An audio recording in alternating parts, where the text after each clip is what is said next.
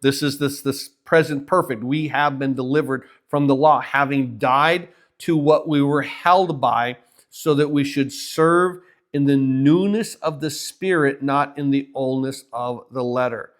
So keep in mind that as we look to this, we need to serve in what? Well, as the old man is dead to the law,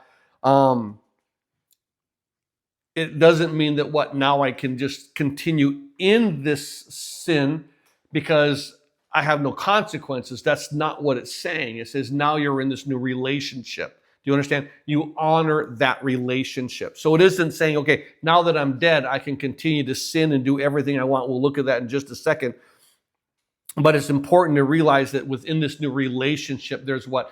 That now you're part of this relationship. There's a character within that relationship to say, this is what I want to transform myself into. I've been now married to Christ, and I want to do what? I want to glorify God. I want to glorify God in my spirit and my bodies, because now I belong to Him.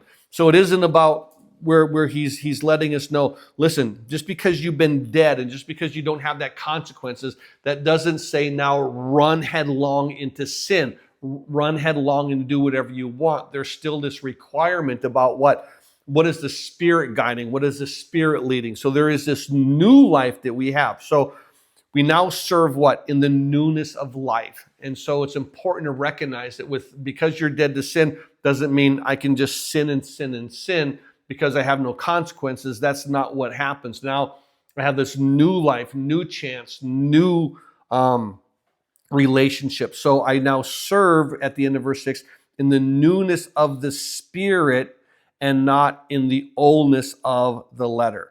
So just keep in mind that he's just now trying to make this area to say what? I have this new life. I'm no longer part of sin. So now verse 7, he says this, and this is where he now asks the questions, what shall we say then? Is the law sin? Now, is the law a bad thing?